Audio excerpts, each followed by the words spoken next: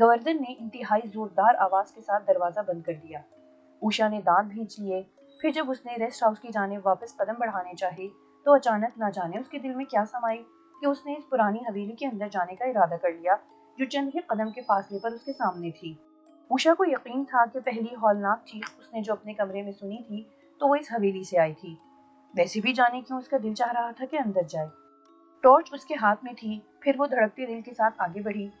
حویلی کوہن سالی کا نمونہ پیش کر رہی تھی۔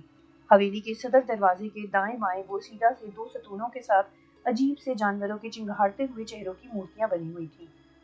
اوشا کو یوں لگا جیسے کوئی غیر مرئی شے اسے اپنے ساتھ باندھ کر کشا کشا اس پرانی حویلی کی طرف کھینچے لیے جا رہی ہے۔ اوشا حویلی سے ابھرنے والی کئی چیخوں کا بھی سراغ لگانا چاہتی تھی، بلکہ اس کے خیال کے مطابق اصل مہمہ اس پرانی حویلی کے اندر سے ابھرنے والی چیخوں کا تھا۔ گوردن کے گھر کی طرف تو اس کا دھیان محض اتفاقاً ہی چلا گیا تھا۔ اوشا اپنے دھڑکتے دل کی کیفیات پر قابو پاتے ہوئے آہستہ آہستہ حویلی کے صدر دروازے کی شکستہ سیڑھیاں چڑھتی ہوئی دروازے پر پہنچ کر رک گئی۔ اس کے چہار اطراف میں گہری خاموشی کا راج تھا۔ حویلی کے شکستہ در و دیوار سے کوہنا ساری عیاں تھی اور یہی حال بلند چوکھٹ والے اس دروازے کا تھا جس کے سامنے وہ کھڑی تھی۔ اس نے کپکپاتا ہوا ہاتھ آگے بڑھایا۔ دروازے کو ہلکا سا بھی اس نے اندر دھکیلنے کے لیے ہاتھ لگایا ہی تھا کہ وہ ایک کرخ آمیز چرچراہٹ کے ساتھ اندر کی طرف کھلتا چلا گیا۔ اندر تاریکی کا راج تھا۔ ٹھیک اسی وقت جب اوشا نے ایک قدم آگے بڑھایا، اندر کسی دور افتادہ گوشے سے کسی کے رونے اور سسکیاں بھرنے کی آوازیں سنائی دیں۔ اوشا اپنی جگہ پر گڑ کر رہ گئی۔ اس نے اپنے حواس قابو کر رکھے تھے۔ اپنے ہاتھ میں پکڑی ٹارچ کی روشنی کو اس نے اندر پھینکا۔ وہ تذبذب کا شکار تھی۔ ایک بار اس کے دل میں آیا کہ وہ فوراً یہاں سے بھاگ جائے، مگر وہ اپنی پرتجسس فطرت کے ہاتھوں مجبور تھی۔ رونے اور سسکنے کی آوازوں میں لمحہ بلمحہ اضافہ ہونے لگا تھا۔ یوں محسوس ہو رہا تھا جیسے مرد اور عورت کسی کونے میں بیٹھے رو رہے ہوں۔ بالآخر اوشا نے ہمت کی اور دھڑکتے دل کے ساتھ اس نے اندر قدم رکھا۔ ابھی اس نے ایک ہی قدم بڑھایا تھا کہ اندر سے ان گنت چمگادڑیں چیختی ہوئی ایک غول کی صورت میں باہر کو اونگی۔ اوشا کے حلق سے چیخ نکل گئی اور وہ اپنے دونوں ہاتھوں سے سر تھام کر نیچے بیٹھ گئی۔ جب چمگادڑوں کا یہ شور مچاتا سیلاب گزر گیا تو اوشا اٹھی۔ اس کا دل اب بری طرح دھک دھک کرنے لگا تھا۔ خوف نے بھی اب اس کے پورے وجود میں گھر کرنا شروع کر دیا تھا۔ اس نے کپکپاتے ہاتھوں میں ٹارچ کو اٹھایا جو چمگادڑوں کے حملے کی وجہ سے ہاتھ سے چھوٹ گئی تھی۔ روشنی کا خاصا بڑا ہالہ حویلی کی شکستہ دیواروں، غلام گردشوں اور سیلن زدہ زینوں میں چکراتا ہوا مان ایک ایسے گوشے پر جا پڑا جدھر چمگادڑوں کا ایک اور غول موجود تھا۔ مگر اوشا کی آنکھیں اس وقت دہشت کے مارے پھیل گئیں جب اس نے یہ دیکھا کہ دیواروں کے شکستہ رخنوں اور روزنوں کے ساتھ الٹی چپکی ہوئی ساری چمگادڑوں کی گردنیں غائب تھیں۔ سب سربریدہ تھیں اور خون ان کی کٹی ہوئی گردنوں سے نلکی کی صورت میں بہہ رہا تھا۔ بے اختیار اوشا کے حلق سے ایک زوردار چیخ بلند ہوئی اور اس نے بے تحاشا واپس ریسٹ ہاؤس کی طرف دوڑ لگا دی۔ اوشا ہانپتی کانپتی واپس ریسٹ ہاؤس پہنچی تو اس کا پورا وجود خزاں رسیدہ پتے کی طرح کانپ رہا تھا۔ اس کی سانس بری طرح پھولی ہوئی تھی۔ رفتہ رفتہ اس کے اوسان ذرا بحال ہوئے، مگر خوف و دہشت کی کیفیت کم نہیں ہوئی تھی۔ سربریدہ چمگادڑوں کا رونگٹے کھڑے کر دینے والا منظر ہنوز اس کی آنکھوں کے سامنے گردش کر رہا تھا۔ اوشا اپنے بیڈ روم میں آئی۔ اس نے محسوس کیا کہ پیاس کی شدت سے اس کا حلق سوکھ کر کانٹا ہو رہا تھا۔ اس نے 2 گلاس پانی پیا۔ رات آخری پہر میں داخل ہو چکی تھی۔ اوشا جب بستر پر اشوک کے برابر لیٹی تو نیند اس کی آنکھوں سے کوسوں دور تھی۔ اس پرانی حویلی میں ابھرنے والی کسی مرد اور عورت کے رونے کی آوازوں کے بارے میں اس کا ذہن الجھا ہوا تھا۔ وہ کون تھے؟ آیا اندر روتے ہوئے مرد عورت موجود بھی تھے یا اس کا محض وہمہ تھا؟ انہی خیالوں میں غلطاں نہ جانے کس وقت اوشا کی آنکھ لگ گئی اور وہ گہری نیند میں ڈوب گئی۔ اگلی صبح وہ دن چڑھے سوتی رہی تھی۔ جاگی تو اسے بھوک لگ رہی تھی۔ گوردن نے وعدے کے مطابق اپنی بیوی مینا کو آج صبح ہی ریسٹ ہاؤس بھیج دیا تھا۔ کچن اس نے آ کر سنبھال لیا تھا۔ در حقیقت اوشا نے دانستہ ایسا کیا تھا تاکہ مینا اپنے ظالم شوہر گوردن کے عذاب کا کم سے کم نشانہ بنے۔ بہرحال مینا یہاں کام کر کے خوش تھی۔ مینا ایک بات بتاؤ، اوشا نے اس سے پوچھا۔ جی مالکن، گوردن کیا تمہیں روز اسی طرح مارتا ہے؟ اوشا کی بات پر مینا نے مغموم انداز میں اپنا سر خاموشی سے جھکا لیا۔ وہ کیوں مارتا ہے تمہیں؟ حالانکہ تم اتنی بری بھی نہیں ہو، شکل و صورت بھی تمہاری اچھی ہے۔ مالکن، گوردن پہلے ایسا نہیں تھا۔ بالآخر مینا نے لب کشائی کی۔ وہ مجھ سے بہت محبت کرتا تھا اور مجھے یقین ہے وہ اب بھی مجھے بہت چاہتا ہے۔ مگر ایکا ایکی الفاظ مینا کے حلق میں اٹک سے گئے اور وہ خوف زدہ سی نظر آنے لگی۔ उषा इसकी कैफियत पर जरा चौंकी और बोली, हाँ हाँ कहो, मगर क्या? चुप क्यों हो गई तुम? उषा ने उसे हौसला दिया। उसे शायद ये अंदाजा हुआ था कि मीना इसे कुछ बताने से कतरा रही थी। ये मैं आपको नहीं बता सकती मालकिन, वरना वो वो गोवर्धन मुझे बहुत मारेगा। उषा के पैहम असरार पर मीना ने खौफजदा लहजे में कहा। साफ लग रहा था कि उसे अपने शोहर की तरफ से ये बात बताने की ममानियत थी। उषा को कुरेद तो लग गई थी, बल्कि मीना के इस अंदाज ने इसे और छिटका दिया था। लिहाजा वो मीना को तसल्ली देते हुए बोली, देखो मीना, घबराओ मत, डरो मत। अगर गोवर्धन पहले तुमसे प्यार करता था, लेकिन अब वो तुम्हें किसी वजह से मारता है, तो वो वजह मुझे बताओ, ताकि मैं इस सिलसिले में तुम्हारी मदद कर सकूं। दर हकीकत मैं चाहती हूँ कि तुम्हें अपने पति से मार ना खानी पड़े। मेरा वादा है, ये बात मैं किसी को नहीं बताऊंगी। हाँ, बोलो अब। उषा इतना कहकर खामोश हो गई। उसकी निगाहें अब मीना के मुतज़ब्ज़ब चेहरे पर जमकर रह गई थी। मीना के चेहरे पर अब कदरी तमानियत के आसार नमूदार होने लगे। फिर वो चंद सानिये कुछ सोचते रहने के बाद अजीब से गुमगो लहजे में बताने लगी, मालकिन, गोवर्धन मुझसे वाकई बहुत मोहब्बत करता था, मगर जब से वो मनहूस शहनाइयाँ। मीना की आवाज़ फिर हलक में ही अटक गई, क्योंकि उसी लम्हे रेस्ट हाउस के बाहर कार रुकने की आवाज़ सुनाई दी और उषा का ध्यान कार की तरफ चला गया। शायद नारायण आ गया, वो ज़ेर बुड़बड़ाई थी। दर हकीकत इसे और अशोक को नारायण का बड़ी बेचैनी से इंतजार था। वो ताज़ा सूरत हाल के बारे में उसके पति को आगाह करने आया था।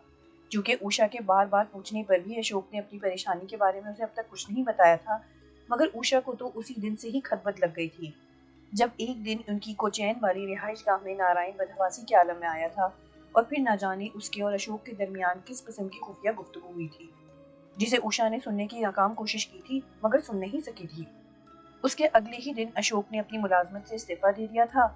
उषा के पूछने के बावजूद अशोक ने उसकी वजह नहीं बताई थी। फिर एक दो रोज बाद ही हंगामी तौर पर ये लोग कोचैन से आर्जी तौर पर इस वीराने में आन बसे थे। उषा ने पक्का तहैया कर रखा था कि इस बार वो नारायण और अशोक के दरमियान होने वाली मशकूक गुफ्तगू की सुन लेने की कोशिश जरूर करेगी, क्योंकि इसके ख्याल के मुताबिक नारायण इस बार जरूर कोई और अहम इत्तला और फैसला कुन खबर लेकर आएगा। लिहाजा यही वजह थी कि जब गोवर्धन चौकीदार की बीवी मीना अपने और अपने शोहर के बीच नाचाकी की पुरस्रार वजह के बारे में बताने लगी थी, कि इस दौरान बाहर गाड़ी की आवाज पर उषा पूरी तरह चौंकी और बेख्तियार बाहर को लपकी, जबकि मीना हैरान और परेशान अपनी जगह पर खड़ी रह गई। उषा कमरे से निकलकर खिड़की की तरफ आई और वहां से बाहर झांका तो इसका ख्याल दुरुस्त साबित हुआ। कार से नारायण उतर रहा था। उषा ने उसके चेहरे का जरा गौर से जायजा लिया तो उसे कुछ परेशान सा नजर आया। उषा के दिल में न जाने क्या आया कि वो वापस जल्दी से अपने कमरे में आ गई और मीना को बाहर दरवाजा खोलने भेज दिया। दूसरे कमरे में अशोक मौजूद था। उषा किसी मकसद के तहत कमरे से बाहर नहीं निकलना चाहती थी। अगले ही लम्हे बाहर दरवाजा खुलने और अशोक की बातें करने की आवाज उभरी। जरा देर बाद वो दोनों हॉल कमरे में विराजमान हो गए थे। मीना को शायद चाय वगैरह बनाने के लिए किचन की तरफ भेज दिया गया था, जबकि उषा का इरादा खामोशी के साथ कमरे से निकलकर अशोक और नारायण की बातें सुनने का था। अभी वो इस मकसद के लिए कमरे से बाहर निकलना ही चाहती थी कि अचानक दरवाजे पर कदमों की चाप उभरी। यकबारगी उषा का दिल धड़का। अगले ही लम्हे दरवाजा खुला। अशोक सामने खड़ा था। चंद सानिये बाद वो उषा को खामोश नजरों से देखने के बाद बगैर बात किए दोबारा लौट गया। उषा को जाने क्यों ऐसा लगा जैसे अशोक कमरे में इसकी मौजूदगी की तसल्ली करने आया था। अशोक की इस हरकत से उषा को मजीद कुरेद लग गई और फिर वो थोड़ी देर बाद आहिस्तगी से दरवाजा खोलकर मुख्तसर से कॉरिडोर में आ गई। इस वक्त दिन के 12 बजे का वक्त था। हॉल कमरे से अशोक और नारायण की धीमे धीमे लहजों में बातें करने की आवाजें आ रही थी। उषा बेआवाज कदमों से चलती हुई उस खिड़की के करीब आ गई जो अंदर हॉल में खुलती थी। यहाँ से बातों की आवाज साफ तौर पर इसकी समातों तक पहुंच रही थी। उषा ने जरा खिड़की से सर उभार कर देखा। सामने के सोफों पर नारायण और अशोक आपस में धीमी सरगोशियों में बातें कर रहे थे। सर, मामला बहुत ही नाजुक होता जा रहा है। गरमुख्तास और वाधो मिल तलरेजा कुछ ज्यादा ही गले को आने लगे हैं। अब इन दोनों बूढ़े गिद्धों ने आपका खुलेआम नाम लेना शुरू कर दिया है। मान उषा के कानों से नारायण दास की परेशान कौन गुफ्तगू के अल्फाज टकराए। वो अशोक से मुखातिब था। फिर उषा को अपने पति की आवाज सुनाई दी। इसका मतलब है कि मैंने मुस्तफा होकर गलती की है, क्योंकि जब तक मेरे बदन पर वर्दी थी ये दोनों बुढ़े खामोश थे। फिर लम्हा भर तवक्कुफ करने के बाद अशोक ने पहलू बदलकर नारायण से पूछा, नारायण, कहीं मैंने इस्तीफा देकर गलती तो नहीं की? मेरा मतलब है कहीं मुझ पर शक न किया जा रहा हो। आपने अपनी तबीयत की खराबी का जो उज़्र बता दिया था, इसी बिना पर आप पर कोई शक नहीं कर सकता। अलबत्ता इन दोनों बूढ़े गिधों का कोई और बंदोबस्त करना पड़ेगा। नारायण इतना कहकर खामोश हुआ तो अशोक बोला, वैसे नंदलाल और कुमारी की लाशों का क्या हुआ? वो पुलिस के हाथ लगी या नहीं? यही तो हैरानी है, बल्कि कम से कम हमारे लिए खुशी की बात है कि वो अभी तक किसी के भी हाथ नहीं लग सकी हैं। इधर सुनगुन लेती हुई उषा इन दोनों की गुफ्तगू पर गुमसुम सी हो गई। लाशों के तस्करे ने उसके दिमाग झंझना डाला था और वो परेशान कुन अंदाज में सोचने लगी कि ना जाने ये लाशों का क्या मामला है। ठीक उसी वक्त उषा को ऐसे लगा जैसे कोई इसके उक़ुब में बिल्कुल करीब खड़ा है। इसने आहिस्ता आहिस्ता अपना सर घुमाकर पीछे देखा और फिर जैसे सांस लेना भूल गई। बड़ी मुश्किलों से उसने अपने हलक से उभरने वाली चीख पर काबू पाया था। वो अब फटी फटी नजरों से उस शख्स को तके जा रही थी जो न जाने कब से उसके पीछे खड़ा था। वो जर्द और पथराई हुई आंखों वाला चौकीदार गवर्तन था, जिसे देखकर उषा के पूरे वजूद में खौफ की लहर दौड़ गई। उसे अचानक अपने उक़ुब में देखकर अगरचे उषा का दिल एक लम्हे को धक से रह गया था, मगर दूसरे ही लम्हे उषा के दिल में खौफ की जगह गुस्से ने ले ली और गवर्दन हनूज बड़ी ढिठाई के साथ इस पुरस्कार नजरों से उषा के चेहरे की तरफ तके जा रहा था। तुम ऐसे देख रहे हो मुझे? जाओ यहाँ से। उषा ने दुरुस्त लहजे में उसे डांटा तो गवर्दन के मकरूह चेहरे पर एक गैर महसूसी खौफनाक मुस्कुराहट कूद कर आई और वो उषा को अजीब नजरों से घूरता हुआ वहां से चला गया। उषा के पूरे वजूद में अभी तक जर्द आंखों वाले गवर्दन की खौफनाक मुस्कुराहट खुब कर रह गई थी। उषा गवर्दन से इस कदर खौफजदा हो गई कि वो ज्यादा देर अपने पति अशोक और नारायण दास के दरमियान होने वाली मशकूक गुफ्तगू न सुन सकी और फौरन अपने कमरे में आ गई। इसके दिलो दिमाग में अभी तक गवर्दन का मनहूस मुस्कुराता चेहरा गर्दिश कर रहा था। फिर काफी देर के बाद जब नारायण बाग से वापस चला गया तो उषा अशोक पर चढ़ दौड़ी। तुम आखिर मुझे अपनी परेशानी के बारे में बताते क्यों नहीं? आखिर को मैं तुम्हारी पत्नी हूँ, तुम अपनी परेशानी मेरे साथ क्यों शेयर नहीं करते? अशोक के चेहरे पर परेशानी नजर आ रही थी। इसने खुद पर काबू पाया और फिर एक तवील सांस लेकर बोला, देखो उषा, दर हकीकत में तुम्हें परेशान नहीं करना चाहता। तुम यहाँ आराम से रहो, एंजॉय करो और बस बाकी का दर्द-ए-सर मेरे लिए रहने दो। उषा ने बगौर अपने शोहर के चेहरे की तरफ देखा। उसे लगा जैसे अशोक किसी बड़ी मुसीबत में मुब्तला है। वो अशोक को जानती थी, वो शुरू से ही ऐसा था। जो भी परेशानी या तकलीफ होती किसी से शेयर नहीं करता था, खुद ही इसे भुगतने की कोशिश करता था। मगर उषा को इस बार अशोक कुछ ज्यादा ही मुसीबत में मुब्तला नजर आ रहा था। वो खुद बेचैन हो गई थी, लिहाजा बोली, मगर अशोक, तुम खुद सोचो, तुम्हें परेशानी में देखकर मैं कैसे आराम से रह सकती हूँ? क्या कोई ऐसी परेशानी है कि तुम मुझे भी नहीं बता सकते? उषा के लहजे में हल्का सा शिकवा था। अशोक ने एक नजर उसकी तरफ देखा। इसमें कोई शक न था कि दोनों मियाँ बीवी एक दूसरे से बहुत मोहब्बत करते थे। लिहाजा चंद सानिये के बाद अशोक एक कुर्सी पर गिर सा गया और फिर बोला, मेरे ख्याल में कुछ दुश्मनों ने साजिश तैयार की है। वो किसी केस में मुझे फंसाने की कोशिश करना चाहते हैं। लेकिन क्यों? तुम्हें उनका मुकाबला करना चाहिए। इस तरह यूं मैदान छोड़कर इस वीरान जगह पर आने का आखिर क्या मकसद था? उषा ने कहा तो अचानक अशोक ने उषा की तरफ चुपती हुई नजरों से देखा। उसके चेहरे से साफ आया था कि उसे उषा की बात बुरी लगी है, मगर फिर फौरन ही उसने अपने चेहरे पर मुस्कुराहट बिखेरते हुए कहा, उषा, वो दुश्मन बहुत ताकतवर हैं और ये सब मैंने नारायण के मशवरे से ही किया है। तुम तो उसे जानती ही हो कि वो मेरा कितना खैरख्वाह है। वो मेरा मातहत ही नहीं बल्कि हमदर्द दोस्त भी है।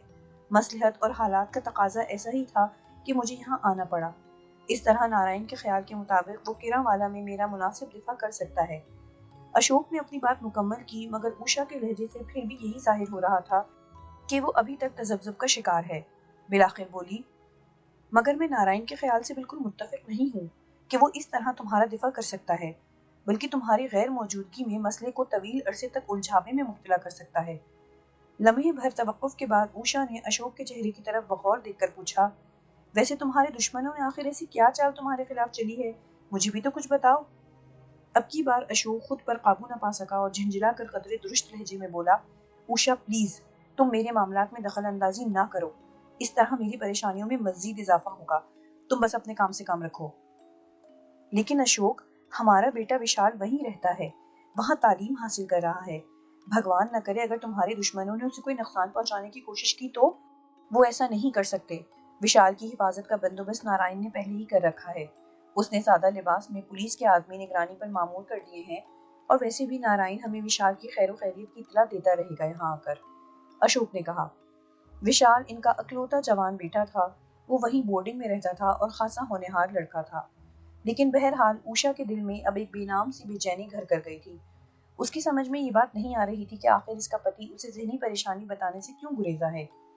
کیا واقعی اسے اپنی پریشانی بتا کر پریشان نہیں کرنا چاہتا تھا؟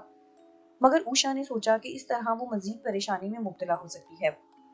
اس وقت تو یہ بات آئی گئی ہو گئی، لیکن رات کو جب یہ دونوں میاں بیوی اپنے بستر پر سونے کے لیے لیٹے تو اشوک نے اوشا کی طرف عجیب نظروں سے دیکھتے ہوئے سرسراتے لہجے میں کہا، اوشا، تم نے میرے اور نارائن کے درمیان ہونے والی گفتگو سنی تھی؟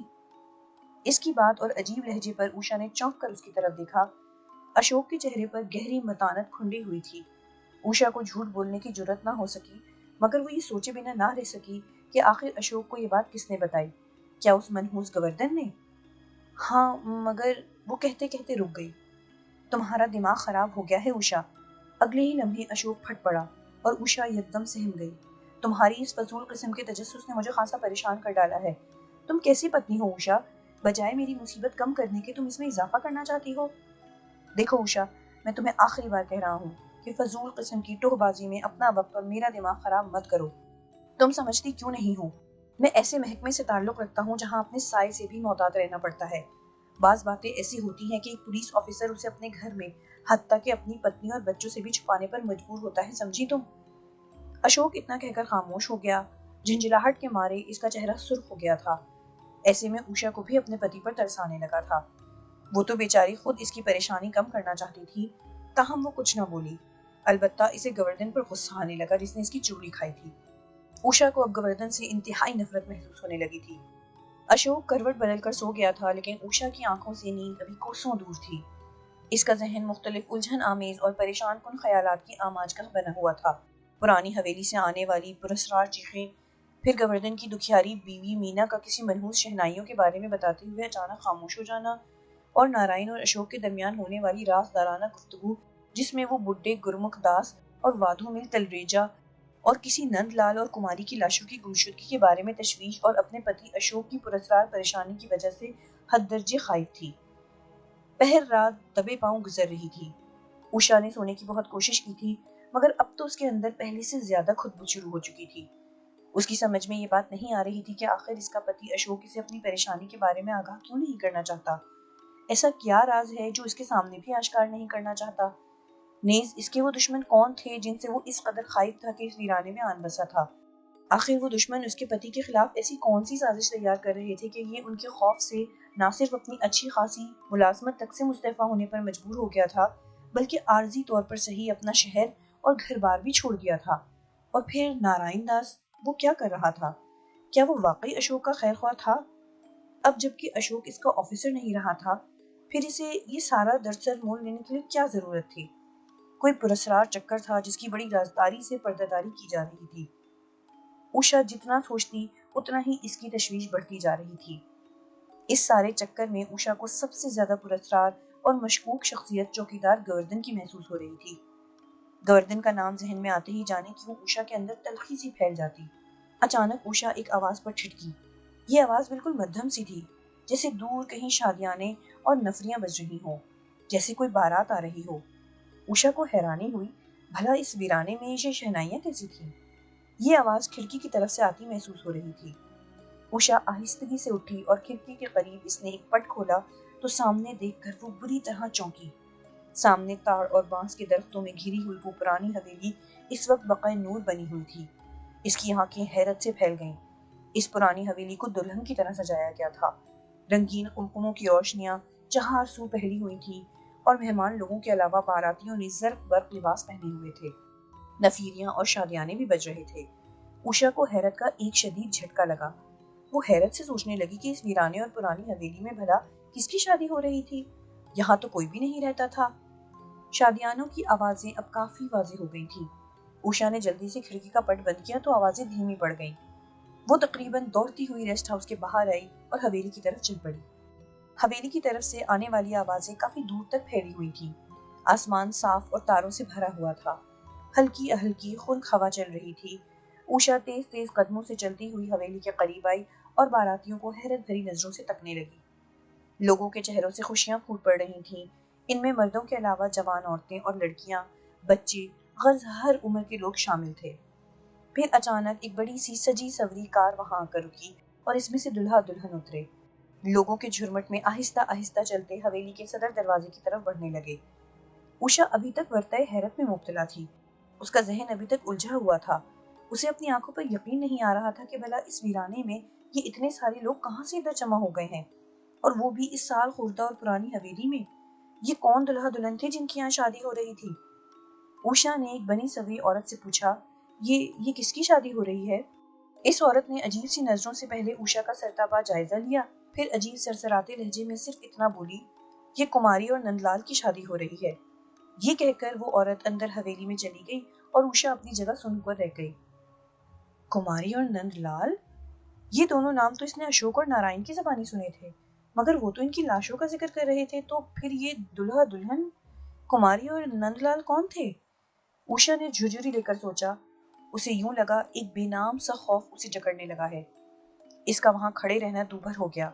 اس نے قریب ہی واقع چوکیدار گوردن کے گھر کی طرف دیکھا جس کے دروازے پر ٹاٹ پڑا ہوا تھا۔ اوشا کے دل میں آئی کہ وہ حویلی کے اندر جائے، مگر پھر جانے کیوں وہ کچھ سوچ کر واپس پلٹ آئی۔ وہ واپس تیز تیز قدموں سے چلتی ہوئی ریسٹ ہاؤس میں آئی اور اپنے کمرے میں آ کر اپنے شوہر اشوک کو جگانے لگی۔ اشوک، اشوک اٹھو، جلدی کرو۔ اس کے جھنجھوڑنے پر اشوک نے کسمسا کر آنکھیں کھولی۔ کیا ہے بھائی، کیا ہوا؟ سونے دو۔ وہ اس کا ہاتھ جھٹک کر نیم خوابیدہ لہجے میں بولا، ارے بھائی اٹھو، بارات آئی ہے، وہاں دیکھو حویلی میں کسی کی شادی ہو رہی ہے۔ اوشا نے ہانپتی ہوئی آواز میں اسے بتایا۔ تمہارا دماغ خراب ہے، اس ویرانے میں کس کی شادی ہو رہی ہے؟ اشوک نے بیزاری سے کہا اور پھر سونے کے لیے کروٹ بدلنے لگا، مگر اوشا نے اسے پھر جھنجھوڑ ڈالا تو باطل نخواستہ وہ بڑبڑاتا ہوا اٹھا۔ اوشا اسے کھڑکی کے پاس لے آئی اور کھڑکی کے دونوں پٹ کھول کر بولی، وہ دیکھو اس حویلی میں آواز اس کے حلق میں ہی اٹک گئی کیونکہ باہر پر ہیبت تاریکی اور سناٹا طاری تھا۔ آسمان پر ٹکے چاند کی تلسمی روشنی میں ٹنڈ منڈ درختوں میں گھری ہوئی وہ پرانی حویلی ویران تھی۔ آس پاس کوئی زینت موجود نہ تھا۔ ابھی تھوڑی دیر پہلے ہونے والی اس گہما گہمی کا دور دور تک نام و نشان نہ تھا۔